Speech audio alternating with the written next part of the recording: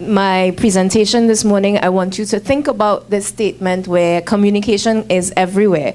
So how do you know that you are communicating effectively? Everybody has a poster, everybody has a program on radio, everybody has a video showing on TV, everybody's giving out armbands, has music. So how do you know that you are communicating effectively? It's something to think about. And the paper this morning, well, Wayne, Dr. Gampat, spoke about it. And just to give a little history, I was asked to do this paper because I belong to the Extension, Training and Information Services Division of the Ministry of Agriculture. And we, our mandate is to provide training and information to the public.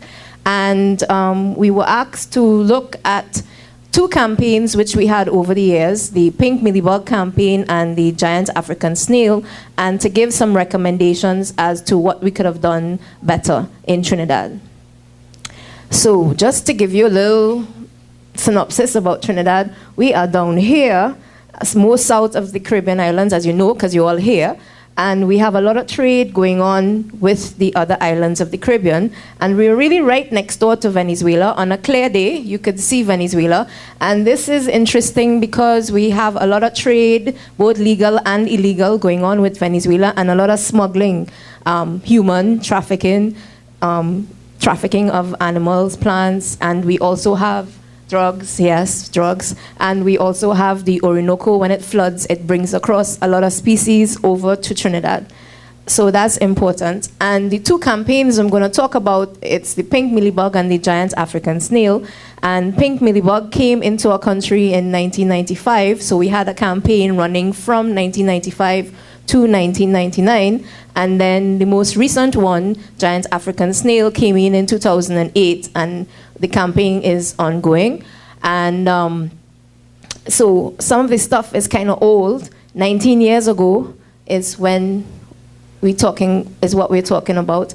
And just a little bit about the presentation. I'm going to talk a bit about communication campaigns, and then going to the different campaigns that the pink mealybug and giant African snail, and then talk about some recommendations.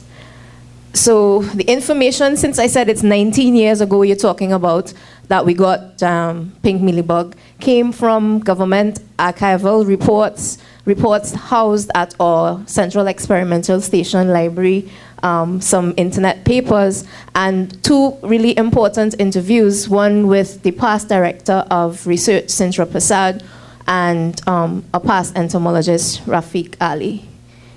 So what is a communication campaign? Well, we say it's purposive attempts to inform, persuade, or motivate behavioral change in a relatively well-defined and large audience, generally for non-commercial benefits and typically within a given time frame.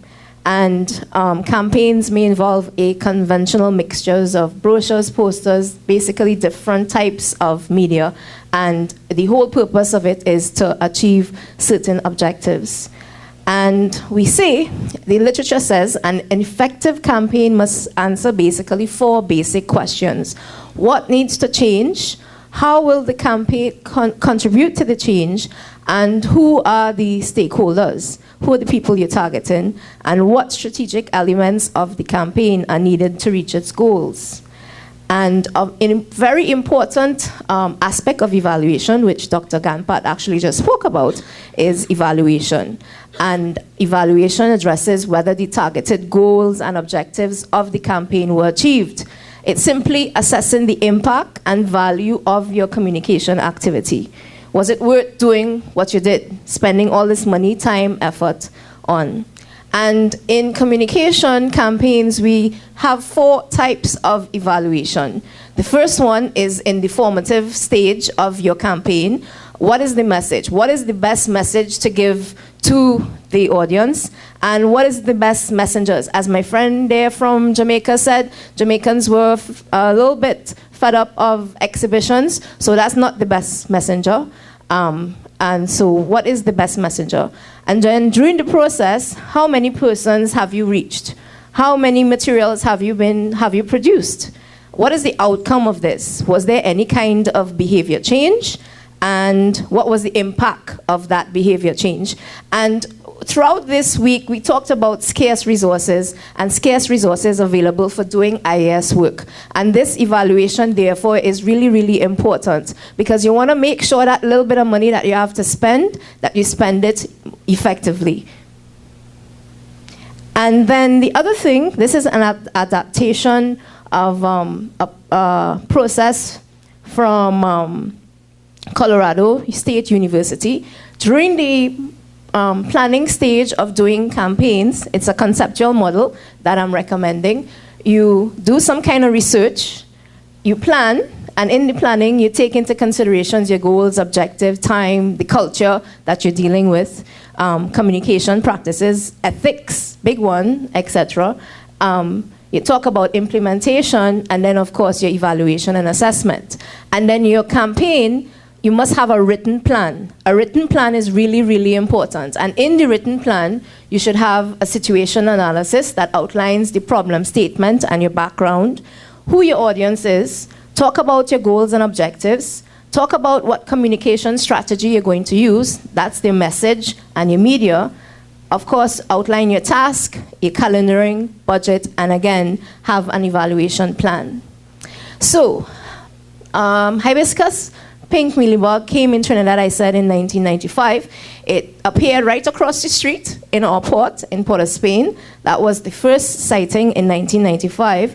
Later on in 1995, they found it in a community in Labre that we have a lot of people from Grenada that traffic back and forth to Labre. They live in Labre, so it came in there, and then later on, it basically spread throughout Trinidad pretty quickly. So the initiatives of the government of Trinidad and Tobago, they decided to have a public information program utilizing print and electronic media. As we said, this is 19 years ago. Execution of a containment or eradication program, increase in plant quarantine surveillance, proclamation of the pink mealybug as a notifiable pest, and introduction of biological control methods, the Cryptolemus montessori beetle, and the parasitic wasp Anagyrus kamali. Now, a task force was, the word I'm supposed to use is not developed, but established, that's the right term, in 1994, and it was cabinet appointed. That meant that the government of Trinidad and Tobago is dedicated, or was dedicated, to the eradication of pink mealybug. They saw that it was important, and it meant that the people belonging to this task force had no other choice but to be there and contribute to whatever the goals and objectives were. It was made up of 12 members from various divisions of the ministry. They had clearly defined terms of reference, and the main objective of the task force was to coordinate and oversee the efforts of the ministry and participation agencies in combating pink mealybug. Now, the Extension Information and Training Information Services Division, ETIS, they were responsible for coming up with the communication plan. And in 1995, the problem they identified was to prevent the spread. The message then was spray, cut, and burn all infected plants, and the target audience were the members of the public. Now, this message of spray, cut, and burn didn't go down well with the Trinidad and Tobago public, because you had people with their nice hibiscus fences. You talk about salmon trees around the savannah in Port of Spain, and you're telling people, cut that down, because it's going to spread to other communities. And people didn't want to do that. So this message, there was a lot of apprehension to do it. In 1996, a more formalized extension program was developed. The problem, the general apathy and non-compliance about the public in disposal of infected material.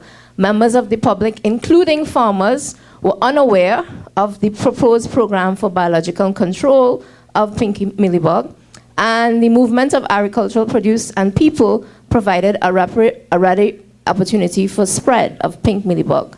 So we had a number of objectives: to educate the public, to educate the farmers about biological control, to prevent the spread, etc. And the target audience was segmented: general public, schools, farmers, and extension officers. And in 1997, the program was similar to 1996. And in 1998, the program changed focus a little bit. The problem was that we had these beetles outside, these wasps out there that were supposed to eat the mealybug. But farmers were spraying chemicals on their crops and destroying these beetles and wasps. And members of the public were spraying their flowers, etc., their gardens, and destroying, again, the biologicals. And then ministry people, personnel, were releasing these beetles, and people saw them releasing these things and were like, what's going on? So the message was based on, that problem of getting people to stop using these harsh chemicals, and the audience were the general public. Now, the media used across the years, if you look at Dr. Ganpat's, the color on his hair is gray, what's left of it. And he was around in 1995, 96, when they used local television ads, radio bulletins, fact sheets, newspaper articles. In 1996, a significant thing happened, and our hotline was established at the research division, and people were able to call in and report sightings of mealybug. And in 1997, they developed some video, and that was published. And in 1998, sorry, this is supposed to be 1998, we did some exhibitions, they had bookmarks and some other stuff. So we also had training courses developed for farmers and extension officers, and this is an old fact sheet here with giving people some directions on how you could harvest the beetle, etc. Now let's move on to giant African snail.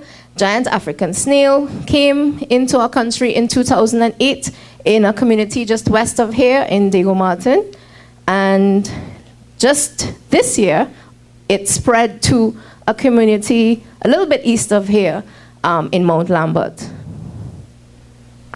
Now, the initiatives of the government were a public awareness and eradication efforts for the period 2008 to 2014. However, what is notable is that before the arrival of giant African snail in Trinidad, we did public awareness and training to extension staff and the general public about the presence of giant African snails in countries close to us, other islands, and that we should not get these things coming into Trinidad. So some kind of preventative awareness was done before the arrival of the invasive species into us. So in 2003, we had workshops with extension staff. We had a course developed at our Farmer Training Center on giant African snail, a threat to agriculture, that was offered to the general public. And we had public awareness posters posted at our ports of entry, the Piarco International Airport, across the street on our port, and our port down at the south in Point Lisas. In 2008 to 2013, the public awareness was twofold. Firstly, concentrated in that area I told you in Diego Martin, where the snail was present, and then to the general public at large. And the problem, well, they needed to contain the snail in Diego Martin. We didn't want it to spread. And then getting public participation to inform the eradication team of outbreaks. So the message, how to identify the general African snail. And the first message I was told that was given out was drown the snail in a bucket of salt water, which they were using in the other islands. And that message did not work for Trinidad because I was told two things. The public didn't like that. And then because it was affecting our local species, because Trinidadians, once they feel threatened by something, going to drown every snail possible, not just the giant African snail. So, the media development, at first we used what was available from the other islands, and then that was modified using local photos and video footage. And the research division took the lead in developing the communication material. Unlike with with pink mealybug, where extension took the lead, in this case, research division took the lead. Ministry of Health assisted with newspaper article because the giant African snail spreads the liver lungworm. And then Extension, however, assisted with school sensitizations, and in 2010, a non-cabinet appointed task force was developed. Now, this is important because non-cabinet appointed means that persons involved in the task force, if they felt like coming, they came to meetings. If they don't feel like coming, well, hard luck. And well, this is just one of the flyers that were given out. And the media is a little bit different that was used. They had town hall meetings and sensitization of schools in the area where the snail was found in Diego Martin. They had big digital signboards posting messages saying, you are now entering a giant African snail zone, be careful, don't spread, that kind of stuff. We had magnetic strips given out to these households, and this was all done in the infected area. They also utilized email for people to report, and then the general public at large was exposed to information by TV, flyers, newspaper, again, the hotline videos. I saw some people from Jamaica last night walking back from Movie Town when I was heading down from 9 o'clock last night. So in Movie Town, before a movie started, they posted a preview, and it was a message about giant African snail and don't spread, what it looks like, etc. And to summarize about the two campaigns, Pink Mealybug, cabinet-appointed task force; giant African snail, no cabinet-appointed task force; a formal written plan by extension for Pink Mealybug; no formal written communication plan for giant African snail; and research division headed the efforts in communication. The message changed over time because the problem was analyzed, and given the situation analysis, the message changed for Pink Mealybug. The message stayed the same for giant African snail. The audience was segmented for Pink Mealybug. For giant African snail, we had little audience segmentation. Various media were used in both campaigns. All materials were developed by the ministry for Pink Mealybug. Giant African snail, some materials were outsourced, and then no evaluation was done for either campaigns. So the question, were the initiatives of the government of Trinidad and Tobago to control the threat of both Pink Mealybug and giant African snail successful? The answer, of course, is yes, right? But the other question, how much of this success can be attributed to public awareness or communication? And I could ask the same for all the other countries that are here that did public awareness for their invasive species. How much of it was really due to public awareness campaigns? And the answer, well, we don't really know. So my recommendation, do the evaluation to assess the impact. What message is best for your audience? And I have this little thing here to remind me of Jamaica, where eat it to beat it. When I heard it on Monday, I was impressed because slogans and taglines work. People remember them. What media is best? As again, I'm going to use the Jamaican example, maybe expose ants. And so going on a big truck down the road might be the best thing, or using sport. What was the message reach? How do you know how many persons you really reached? Was the time intended? Was there any behavior change? How do you know? Yes, no. And then what is the cost effectiveness? And this is important because you have funders who fund your program, and you need to be able to give them that information. So again, reminded of the 4 types: the formative, the process, the outcome, the impact. And again, continuing with the recommendations for Trinidad and Tobago, a cabinet-appointed task force works best because it means the government is committed with funds, and it means that the members of the task force committed to the process. Use various media. If you notice, in both campaigns, they did not utilize social media, which is free and big and has a large reach. And then use what we call specialty media, and you got some free ones from Jamaica just now, the armbands, we got water bottles 2 days ago, etc. This, we say, has what you call the persistent value, meaning it's there, the message is always there, people could see it and remember it all the time. Unlike posters, you forget about a poster, you throw away a flyer, etc. Extension should be involved in writing the communication plan, because extension are trained in communication, and researchers are not necessarily trained in communication, and I'm going to get shot for saying that, I know. And then use the conceptual model as a guide, which we spoke about a little bit earlier. And that's it. So questions, thoughts, comments later on.